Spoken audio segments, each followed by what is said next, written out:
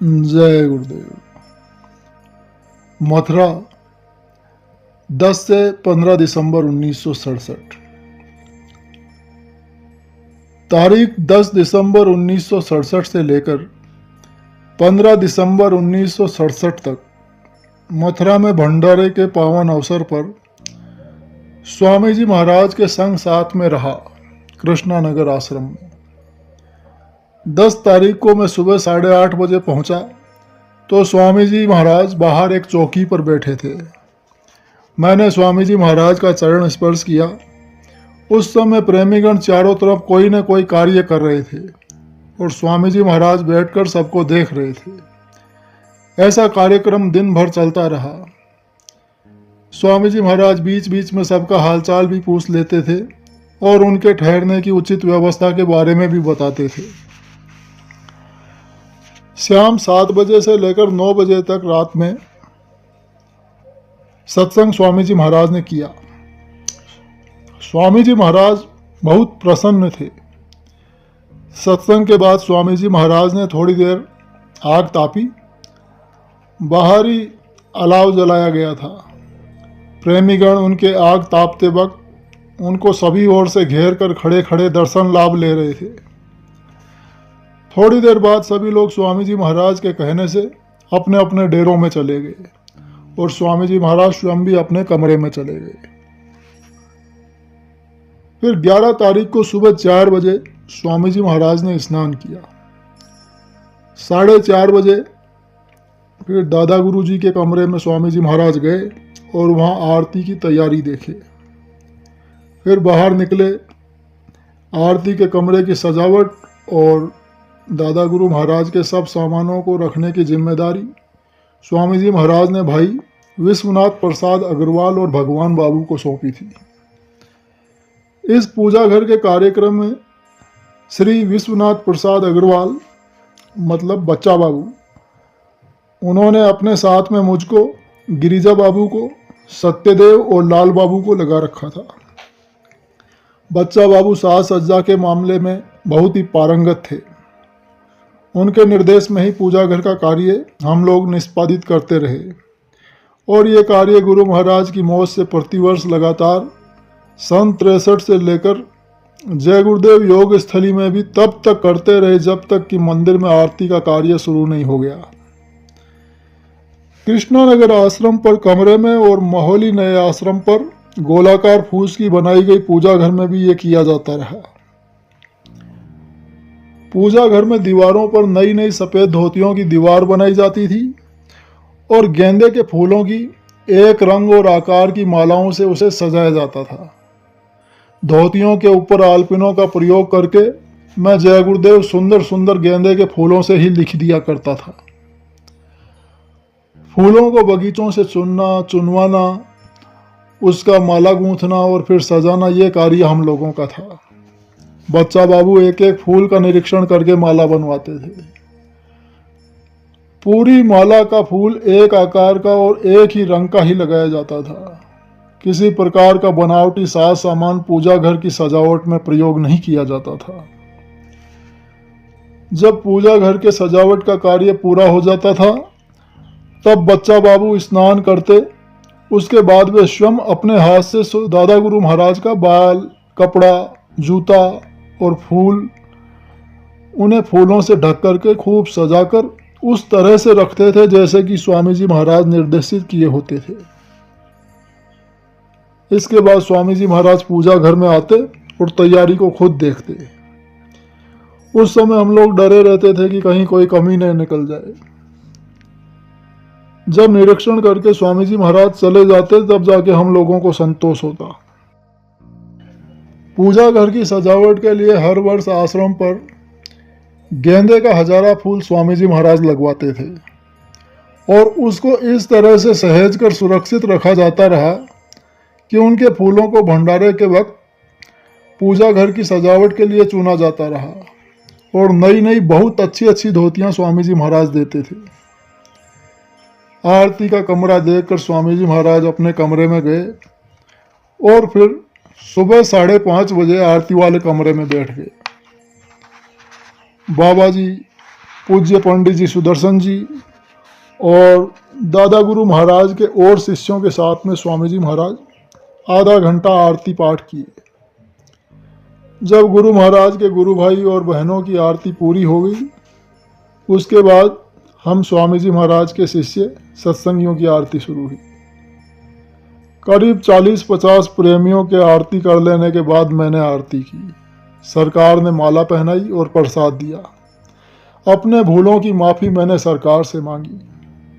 गुरु महाराज ने दया कृपा की। फिर मैं अपनी सौंपी गई ड्यूटी पर फिर से लग गया। ड्यूटी में जो कार्य सौंपा जाता वो मैं करता।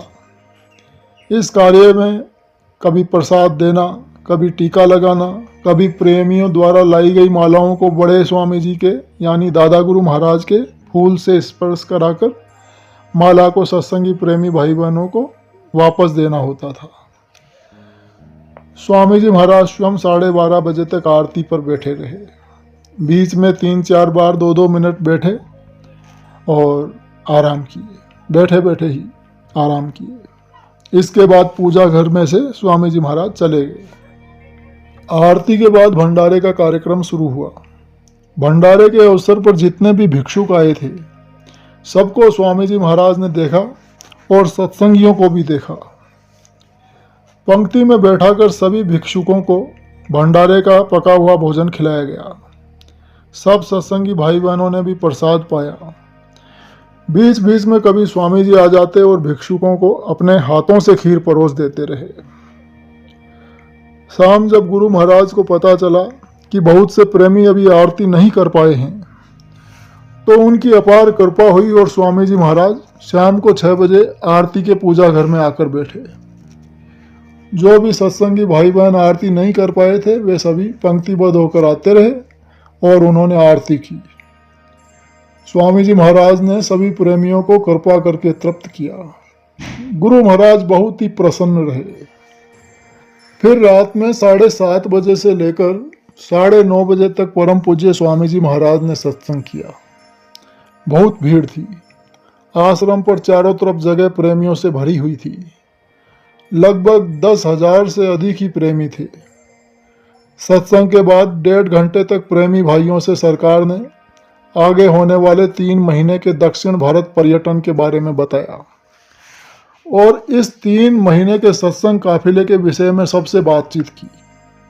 इसके बाद स्वामी जी महाराज अपने कमरे में चले गए और फिर सब सत्संगी भाई भी अपने अपने डेरों में गए। 12 तारीख को सुबह 7:30 बजे स्वामी जी महाराज कृष्णानगर के आश्रम से नया आश्रम महोली पर गए। सभी सत्संगी भाई बहन भी वहां पहुंचे। स्वामी जी महाराज वहां गौर से सभी प्रेमियों को देखते रहे। सेवा का कार्य हुआ। नए आश्रम पर सफाई करने से लेकर खेत बनाने के कार्यक्रम में लोग लग गए। बेहद कंटीली गोखरू, करील, बेर आदि की झाड़ियों को काटकर उखाड़कर निकालना, जमीन की खुदाई कर खेती योग्य बनाना, सत्संग मैदान बनाना आदि ये सब कार्य प्रेमी करते रहे। बीच बीच में प्रेमियों के बीच जाकर स्वामी जी महाराज उनसे बातचीत भी करते रहे। सरकार का दर्शन पाकर उनसे बातचीत करके लोग प्रसन्नता से गदगद हो जाते। वहीं पर फिर दोपहर में इस नए आश्रम पर पहली बार नए आए हुए नामदान पाने के इच्छुक प्रेमियों को खुले मैदान में बैठाकर गुरु महाराज ने अति कृपा करके नामदान दिया। इसके पहले स्वामी जी महाराज अब तक घेरे के भीतर ही नामदान देते रहे। दोपहर 2 बजे तक नामदान दिए। यहाँ सत्संगियों को भोजन के विषय में राजस्थान प्रांत के प्रेमियों ने स्वामी जी महाराज से आग्रह किया कि वे आज राजस्थानी भोजन सत्संगियों को कराना चाहते हैं, तो गुरु महाराज ने स्वीकृति दे दी। इसके बाद राजस्थान के प्रेमी भोजन बनाने में जुट गए। मैंने देखा कि उन लोगों ने बड़ी मेहनत और श्रद्धा से दाल बाटी और चूरमा पकाया। चूरमा बनाने का कार्य मैंने पहली बार ही देखा। भोजन तैयार हो गया तो गुरु महाराज का प्रसाद पाने का आदेश हुआ। सभी प्रेमी पंक्ति में बैठ गए। सबको दाल बाटी और चूरमा परोसा गया। इसमें पूर्वी उत्तर प्रदेश और निकटवर्ती क्षेत्र के लोग ज्यादा थे।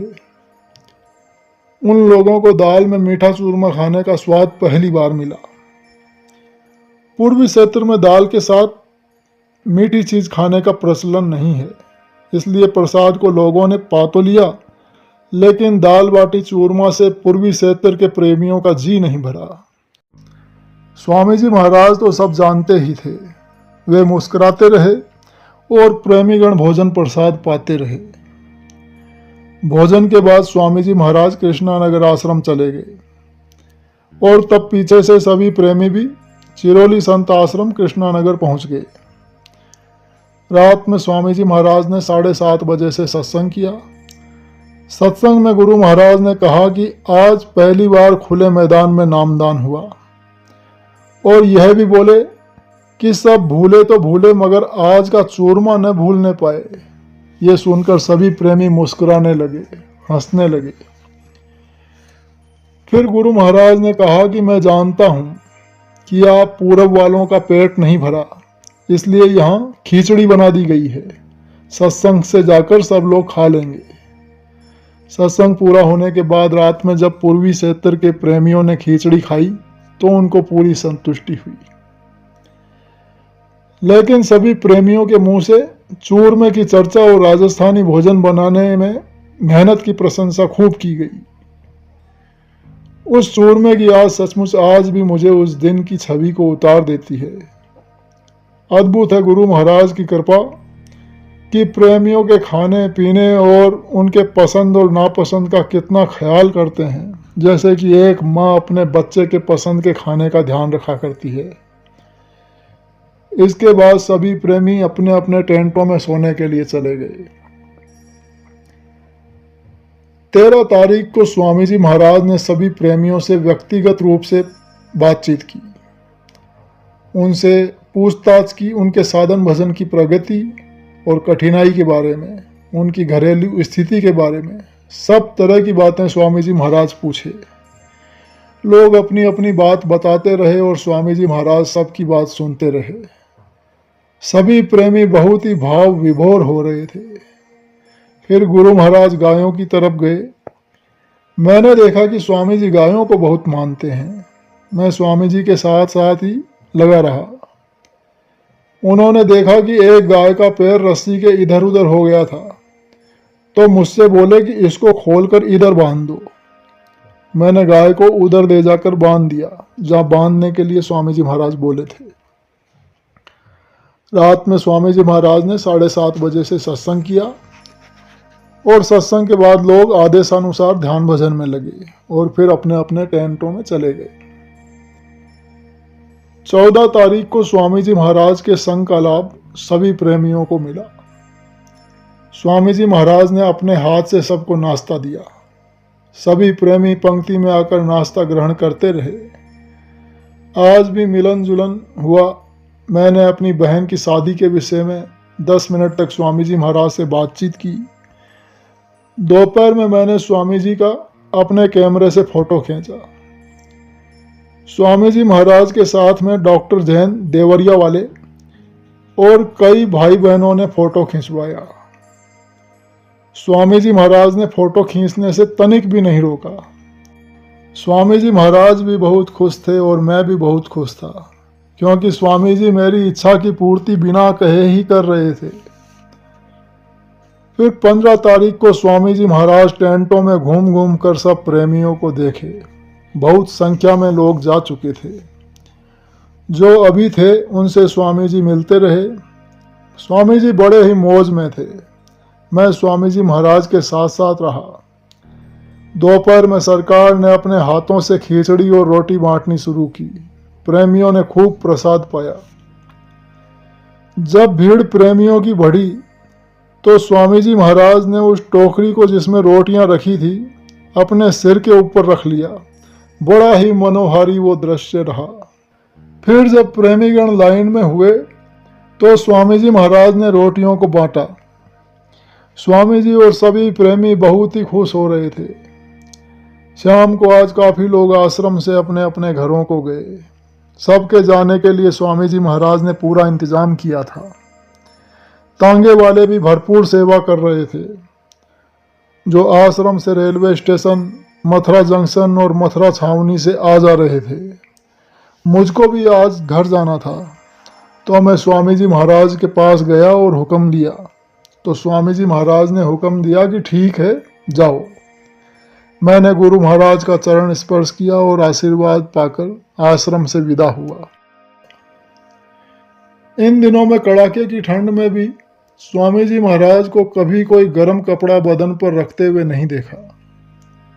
बस केवल एक धोती ही पहने और उसी को पूरे बदन में लपेटे रहते थे। ऊपर से एक हल्के सफ़ेद रंग का कपड़ा डाले रहे और सिर पर हमेशा कपड़ा इस तरह से रखे रहे कि उनका बाल कभी कभी ही नजर आता है। जब से स्वामी जी महाराज ने सिर पर कपड़ा धारण किया, उनके बाल भी नहीं दिखाई देते हैं। स्वामी जी महाराज जब सिर पर कुछ नहीं रखते थे, केवल एक धोती ही पूरे शरीर में पहने रहते थे, तो अब उस रूप की छवि यादगार जैसे लगने लगी है। स्वामी जी महाराज के संग साथ का यह अवसर जो गुरु महाराज ने दिया, उस कृपा से मैं कभी ऊऋण नहीं हो सकता। जय गुरुदेव।